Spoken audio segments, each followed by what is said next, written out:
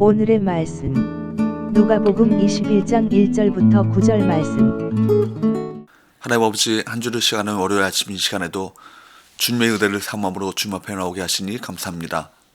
이 시간에도 우리 모두에게 말씀을 통해 하나님의 음성을 들려주옵소서.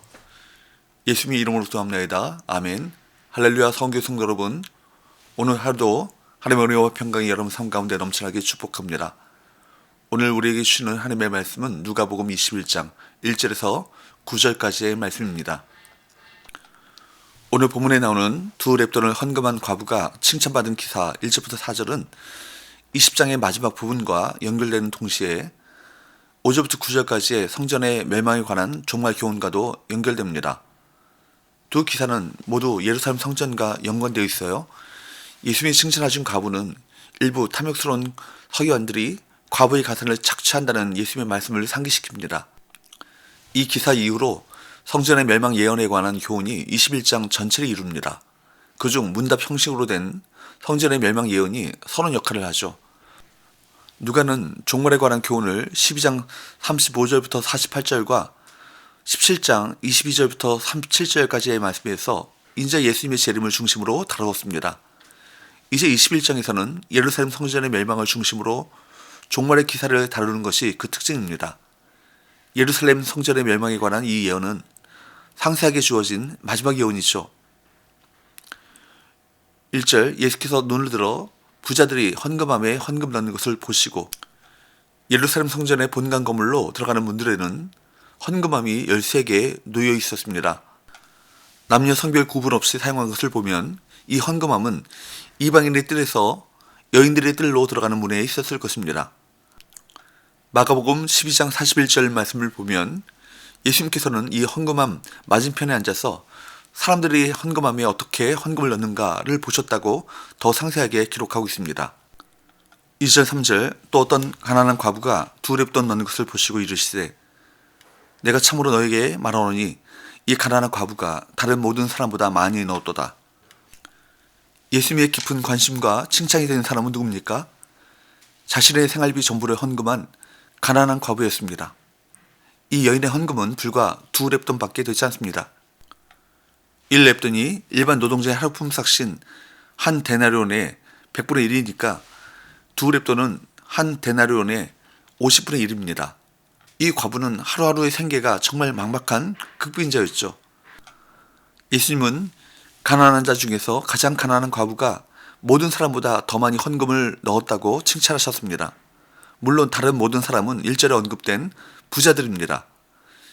예수님의 말씀을 들은 너희는 5절에서 어떤 사람들로 불렸던 제자들이었을 것입니다.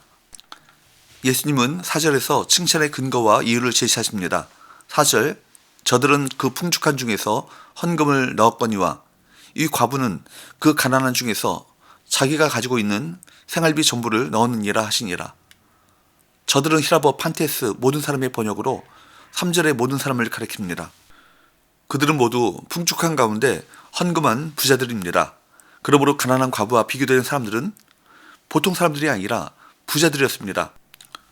부자들은 풍족한 가운데 헌금을 했지만 가난한 과부는 빈곤한 가운데서 자신의 생활비 전부를 헌금했습니다.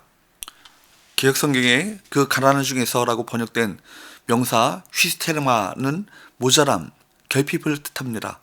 그러므로 예수께서 하신 이 말씀은 2렙돈은 가난한 과부가 생계를 이어가는데도 부족한 돈이라는 뜻입니다. 그것을 가지고도 생계를 이어갈 수 없는데 그것을 모두 헌금함에 넣었다는 것은 참으로 놀라운 헌신이 아닐 수 없는 것이죠. 부자들은 풍족한 가운데 그 일부를 드린 것이지만 과부는 모자라는 상태에서 그 전부를 드린 것입니다. 예수님의 비교 기준은 얼마나 많은 액수를 드렸는가, 이것이 아니라 헌금을 하고 얼마나 남았는가, 거기에 있었습니다. 그래서 과부는 가장 많이 낸 것입니다. 여러분, 신앙의 원리는 영적입니다. 성령님께서 우리와 함께 하시며 역사하시기 때문입니다. 그렇기 때문에 신앙의 세계에서는 보이는 것과 다르게 결론이 나는 경우가 종종 있습니다. 바로 부자의 많은 돈보다 가난한 과부의 2렙돈이 더 많은 헌금으로 평가되는 것처럼 말입니다. 그러니 겉으로 드러나는 것에 대해서 지나친 관심과 자랑이 얼마나 어리석겠습니까? 바로 20장 45절에서 47절의 서기관을 생각해 보십시오. 경건한 것처럼 사람들에게 보이려고 사람들 앞에서 길게 기도하고 긴 가운을 입고 다니며 거룩해 보이려고 하는 그런 모습이 그저 안쓰러울 뿐입니다. 겉으로 하는 행동이 아니라 마음 중심을 보시는 하나님을 두려워하시기 바랍니다. 그리고 우리 주님께 인정받는 저와 여러분 되시기를 바랍니다. 5절 6절 어떤 사람들이 성전을 가리켜 그 아름다운 돌과 허물로 꾸민 것을 말하며 예수께서 이르시되 너희 보는 이것들이 날이 이르면 돌 하나도 돌 위에 남지 않고 다 무너뜨려지리라. 어떤 사람들 아마도 예수님의 제자들일 것입니다. 그들이 성전을 가리켜 그 아름다운 돌과 허물로 꾸민 것을 말하는 것에 대해서 예수님께서는 말씀하십니다. 너희 보는 이것들이 날이 이르면 돌 하나도 돌 위에 남지 않고 다 무너뜨려지게 될 것이다. 예수님 당시의 성전은 지극히 아름다웠습니다. 주전 20년부터 시작하여서 주후 63년에서 64년까지 성전의 재건축이 진행되었죠. 오늘 본문의 때가 주후 30년쯤으로 공사가 50년 정도 진척된 때였기 때문에 성전은 대단히 웅장하고 아름다웠을 것입니다. 그러나 그것은 그저 참 성전이신 예수님의 모형이요 그림자에 불과하며 예수님께서 오셨으니 이제 그 의미가 없어져 버리고 말았습니다. 그럼에도 불구하고 사람들은 여전히 화려한 성전을 자랑했습니다. 마치 그 화려함이 하나님의 임재를 보증하는 것처럼 말입니다. 겉모양만 신경 쓰는 당시 신앙의 흐름을 이 성전이 폭로하고 있는 꼴입니다. 위선적인 신앙은 이렇게 되죠. 결국 성전처럼 다 무너지게 될 것입니다. 그러나 참되고 진실한 신앙은 영원히 남을 것입니다. 7절 그들이 물어 이르되 선생님이여 그러면 어느 때에 이런 일이 있겠사오며 이런 일이 일어나야 할 때에 무슨 징조가 있사오리이까. 예수님께서 날이 이르면 성전이 무너질 것이라고 말씀하시자 그들은 성전의 멸망 시기와 그 징조에 관한 것을 예수님께 질문했습니다. 8절 9절 이르시되 미혹을 받지 않도록 주의하라. 많은 사람이 내 이름으로 와서 이르되 내가 그라하며 때가 가까이 왔다 하겠으나 그들을 따르지 말라. 난리와 소요의 소문을 들을 때에 두려워하지 말라. 이 일이 먼저 있어야 하되 끝은 곧 되지 아니하리라. 예수님은 그들의 질문에 대답하시는 대신 경고와 경계의 말씀을 하셨습니다. 세 가지 경계의 말씀은 미혹을 받지 않도록 주의하라. 거짓 그리스도를 따르지 말라. 난리와 소요의 소문을 들을 때 두려워하지 말라는 것입니다.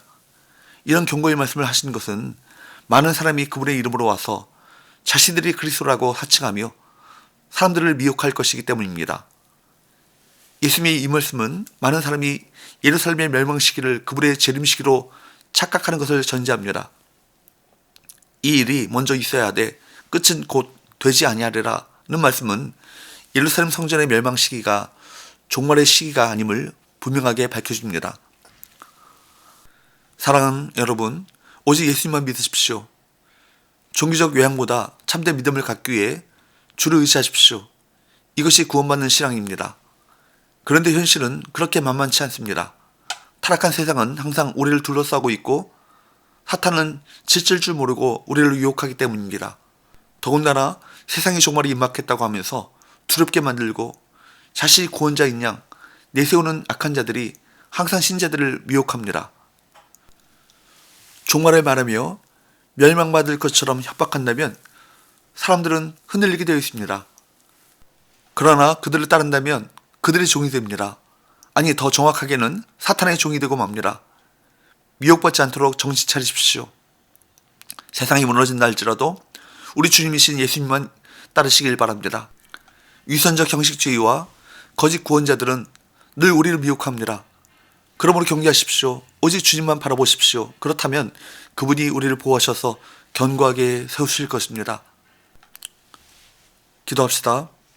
하나님 아버지, 겉만 번지르르하게 꾸미고 있는 가짜 믿음으로 살아가고 있는가? 아니면 하나님을 사랑하는 마음에서 우러나오는 온전한 믿음으로 살아가고 있는가? 늘 우리 자신을 살피게 하셔서 매 순간을 하나님께서 기뻐하시는 헌신의 삶을 살아가게 하여 주옵소서. 예수님의 거룩하신 이름으로 기도합나이다. 아멘.